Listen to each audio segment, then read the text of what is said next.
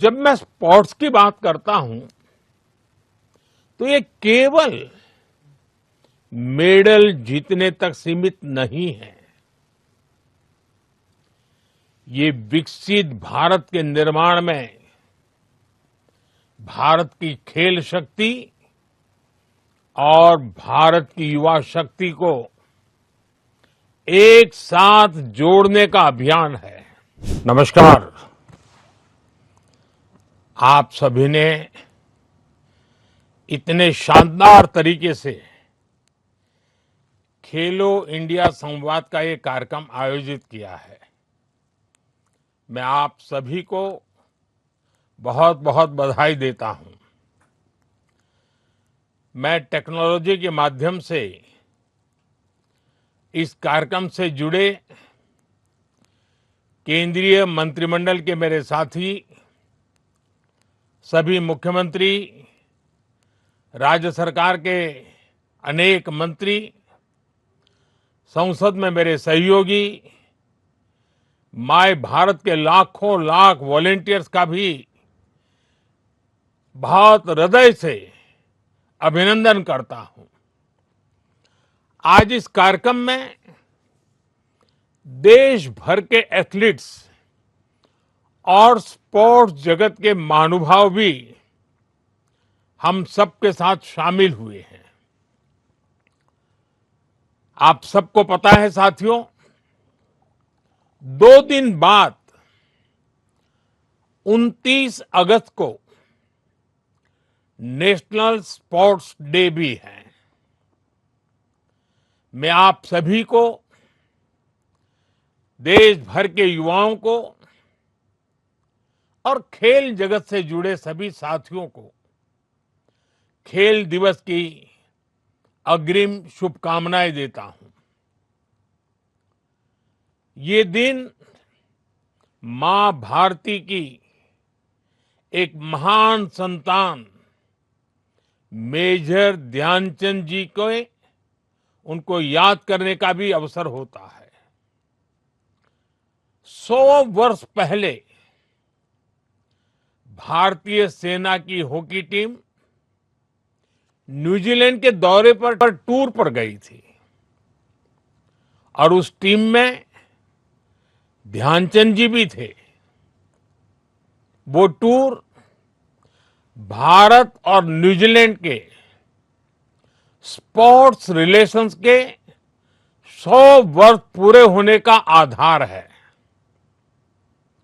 कुछ दिन पहले मैं न्यूजीलैंड की यात्रा पर गया था। तब भी मैंने न्यूजीलैंड में उन्हें याद किया था। मेजर ध्यानचंद जी ने जिन रिश्तों की नींव रखी थी, आज भारत उन रिश्तों की समृद्धि के लिए निरंतर काम कर रहा है। साथियों, मैंने इस 15 अगस्त को लाल किले से भारत का स्पोर्ट्स विजन देश के सामने रखा है। जब मैं स्पोर्ट्स की बात करता हूं तो ये केवल मेडल जीतने तक सीमित नहीं है। ये विकसित भारत के निर्माण में भारत की खेल शक्ति और भारत की युवा शक्ति को एक साथ जोड़ने का अभियान है। मैं हमेशा कहता आया हूं, जो खेले वो खिले। और खेल में खिलना सिर्फ मैदान पर जीतना नहीं है। खेल में खिलना मतलब व्यक्तित्व का खिलना, परिवार का खिलना और देश का गौरव बढ़ाना। साथियों, जब कोई खिलाड़ी सफल होता है तो वो सफलता केवल उसकी नहीं होती, उसकी सफलता से उसके परिवार की पहचान बनती है, प्रतिष्ठा बढ़ती है। जिस स्कूल और कॉलेज में वो पढ़ा, उसकी प्रतिष्ठा बढ़ती है। उसके जिले और राज्य की पहचान और मजबूत होती है। यानी दुनिया उस खिलाड़ी के नाम से उस शहर या राज्य को पहचानने लगता है। और जब ऐसी अनेक सफलताओं को लेकर कोई क्षेत्र ग्लोबल स्पोर्ट्स मैप पर चमकता है, तो दुनिया का उस शहर को देखने का नजरिया भी बदल जाता है। आज के इस कार्यक्रम में देश के जिन सैकड़ों जिलों के खिलाड़ी जुड़े हुए हैं, हर जिले में दुनिया के स्पोर्ट्स मैप पर चमकने की ताकत है। इस ताकत को समझते हुए ही हमें इस संवाद कार्यक्रम को आगे बढ़ाना है। साथियों, इस बार लाल किले से मैंने खेलों से जुड़ी एक बहुत बड़ी चुनौती की तरफ भी देश का ध्यान दिलाया है। ये चुनौती ओलंपिक्स से जुड़ी है। एक कड़वी सच्चाई ये है कि ओलंपिक्स में जितने अलग अलग स्पोर्ट्स होते हैं, भारत की टीमें उसमें से आधे स्पोर्ट्स में हिस्सा ही नहीं लेती। यानी मेडल टैली के एक बहुत बड़े हिस्से के लिए तो हम compete ही नहीं करते। और दशकों से ऐसा ही चला आ रहा है। 2012 के ओलंपिक्स में उस समय भारत ने सिर्फ 2012 में सिर्फ 13 खेलों में हिस्सा लिया था। 20 से ज्यादा खेलों में तो भारत की भागीदारी ही नहीं थी। और इन 20 से ज्यादा खेलों में कई सारे खेल ऐसे हैं जिनका नाम तक देश में लोगों ने शायद ही सुना हो। दुनिया के दूसरे देश उन खेलों में मेडल जीतते हैं और हम उनमें हिस्सा ही नहीं लेते। हमें मेडल टैली बढ़ाने के लिए इन खेलों में भी महारत हासिल करनी ही होगी। अब जैसे सर्फिंग और स्पोर्ट्स क्लाइंबिंग, हमारे पास इतनी बड़ी कोस्टलाइन है, इतना बड़ा पहाड़ी क्षेत्र है, जहां इस प्रकार के स्पोर्ट्स के लिए एक स्वाभाविक रुचि हो सकती है। हमारे पास वाटर स्पोर्ट्स से लेकर विंटर स्पोर्ट्स तक के लिए डेमोग्राफी भी है और जियोग्राफी भी है। लेकिन फिर भी हम ऐसे खेलों में दुनिया में कहीं दिखते ही नहीं है। इसलिए हमें अलग अलग जिलों में ऐसी संभावनाओं को तलाशना होगा जहां किसी एक खास स्पोर्ट्स का इकोसिस्टम विकसित हो सके। और इसमें आज के इस कार्यक्रम की बहुत बड़ी भूमिका है। साथियों, जब हम 2036 ओलंपिक्स की तैयारी की बात करते हैं तो हमारा फोकस ये होना चाहिए कि हमें आज से ही वो खिलाड़ी तैयार करने हैं जो 2036 में अलग अलग स्पोर्ट्स के लिए क्वालिफाई और compete करेंगे। और इसलिए लाल किले से मैंने 5 साल की उम्र से 15 साल की उम्र के खिलाड़ियों की पहचान करने के लिए एक बड़े टैलेंट हंट अभियान का ऐलान किया है।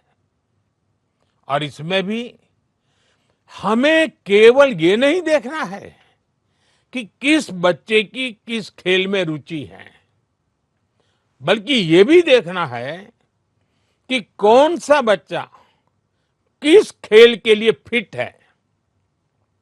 हमें उस हिसाब से ही उस बच्चे को ट्रेनिंग देनी होगी। और मैं आप सभी को भरोसा देता हूं, इसके लिए सरकार की तरफ से जो भी सपोर्ट चाहिए, सरकार उसमें आपके साथ कंधे से कंधा मिलाकर चलेगी। साथियों, हमारी सरकार भारत में 21वीं सदी का आधुनिक स्पोर्ट्स इकोसिस्टम बनाने के लिए पूरी तरह प्रतिबद्ध है। आज स्पोर्ट्स यूनिवर्सिटी से लेकर आधुनिक ट्रेनिंग सेंटर्स तक देश में एक ऐसी व्यवस्था बनाई जा रही है जिसमें प्रतिभा को पहचानने से लेकर उसे दुनिया के मंच तक पहुंचाने तक हर स्तर पर सहयोग मिले। हम दुनिया के दूसरे देशों के साथ भी स्पोर्ट्स साइंस, ट्रेनिंग, कोचिंग और अनुभव साझा करने के लिए सहयोग बढ़ा रहे हैं। साथियों, स्पोर्ट्स को लेकर सरकार कितनी गंभीर है, ये आयोजन भी इसका उदाहरण है। खेलो इंडिया संवाद सिर्फ खेल की बात करने का कार्यक्रम नहीं है, एक ऐसे संवाद का मंच है जिसका एक एक विचार देश के स्पोर्ट्स विजन को एक नई दिशा दे सकता है।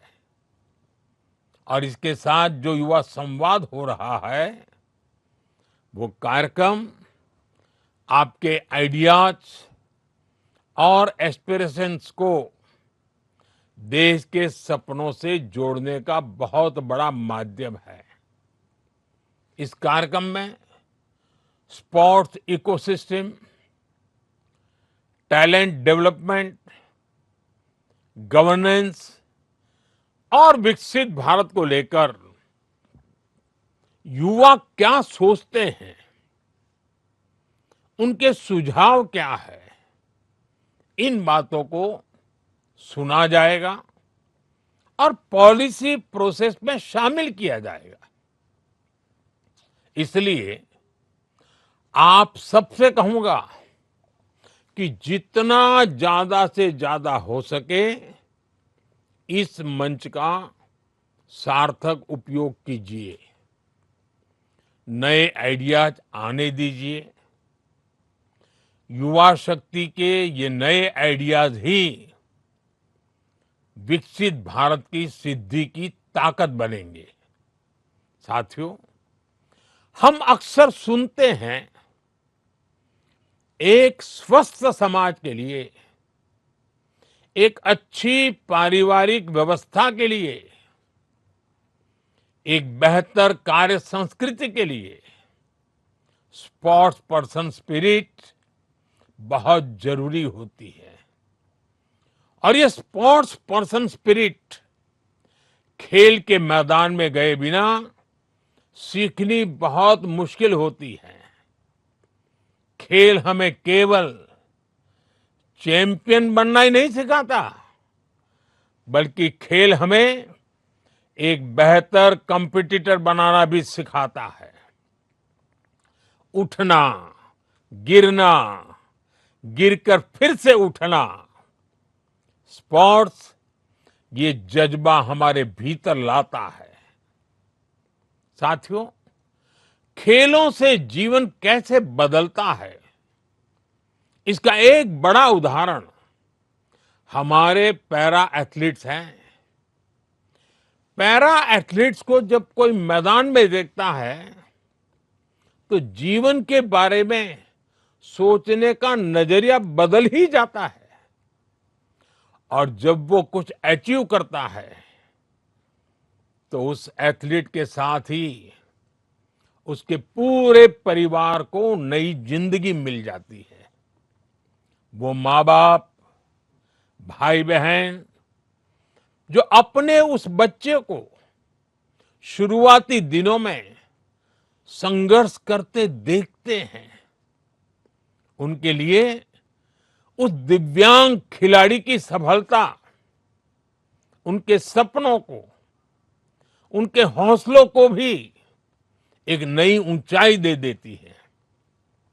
साथियों, मैं खुद ऐसे प्लेयर से हमेशा इंस्पायर होता रहा हूं।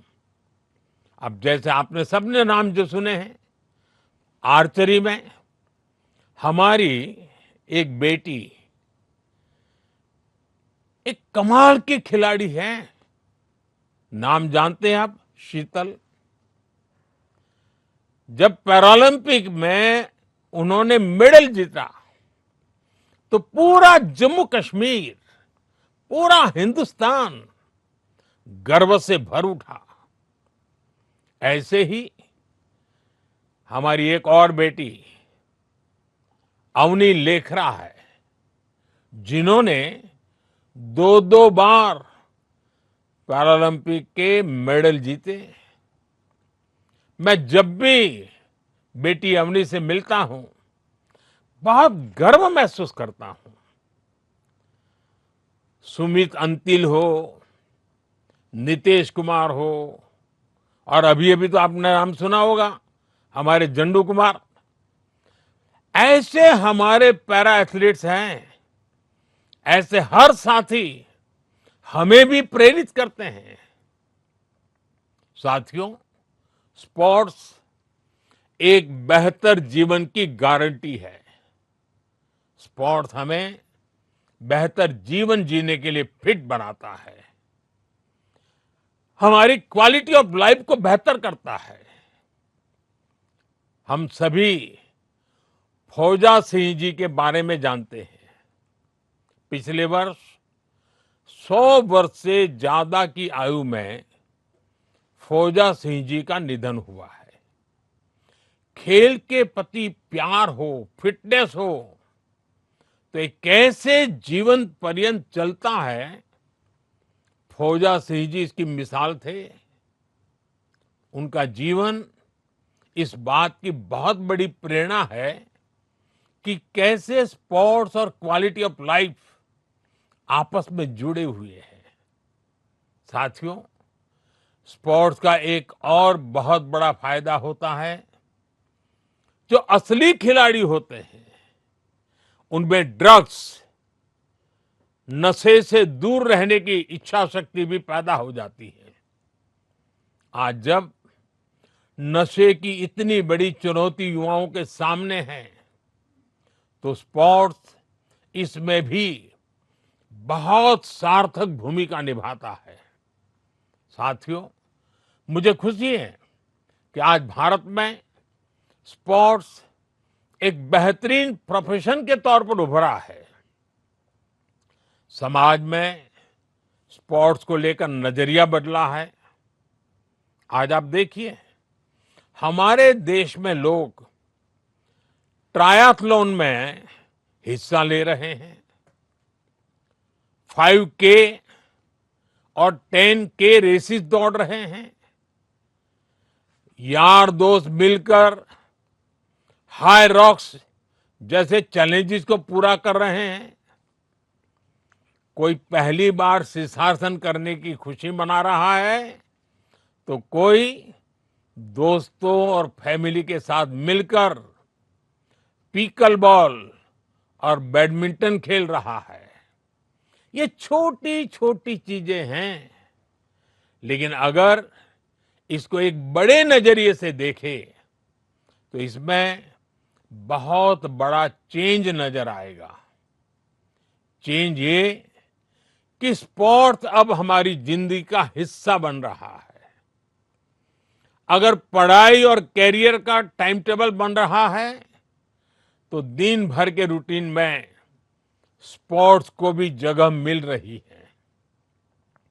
और यही चेंज है, यही परिवर्तन है, जिसके कारण भारत के स्पोर्ट्स फ्यूचर पर भरोसा भी बढ़ रहा है।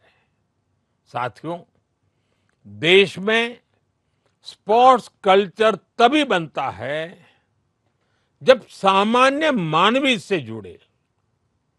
जब स्कूल्स स्पोर्ट्स के पीरियड को करिकुलर नहीं, जीवन का हिस्सा माने। जब ऐसा होता है तो इससे टैलेंट पूल भी बढ़ता है और स्पोर्ट्स को करियर मानने वाले बच्चों को उनकी फैमिली का सपोर्ट भी मिलता है।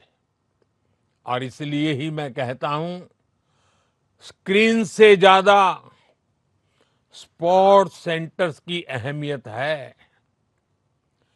प्ले स्टेशन से ज्यादा प्ले ग्राउंड की अहमियत है। और ये तभी होगा जब आप सब युवा साथी इस अप्रोच को आगे बढ़ाएंगे। साथियों, मुझे भारत की युवा शक्ति के सामर्थ्य और उसकी सफलता पर बहुत भरोसा है। मैं देश के हर युवा से कहना चाहता हूं, खेल के मैदान में हो या समाज के बीच, आपकी भागीदारी ही भारत की शक्ति है। आपको खेल से प्यार है तो इससे जुड़ने के अनेक माध्यम बन रहे हैं। अब नए नए स्पोर्ट्स इक्विपमेंट आ गए हैं, नई टेक्नोलॉजी आ गई है, ट्रेनिंग और कोचिंग के तरीके बदल गए हैं, खेलों के आयोजन की, उसकी प्रतिस्पर्धा की, उसकी विधाओं की जरूरतें बदल गई हैं। इक्विपमेंट डिजाइन है, स्पोर्ट्स टेक्नोलॉजी है, स्पोर्ट्स मेडिसिन है, न्यूट्रिशन है, साइकोलॉजी, एनालिटिक्स, ऐसे अनेक क्षेत्रों में युवाओं के लिए नए अवसर बन रहे हैं। आपको ये अवसर छोड़ना नहीं है। इसलिए इस संवाद में खुलकर अपने आइडिया सामने रखिए। युवा शक्ति की ये भागीदारी विकसित भारत की सबसे बड़ी ताकत है। एक बार फिर आप सभी युवा साथियों को बहुत बहुत शुभकामनाएं। धन्यवाद। वंदे मातरम।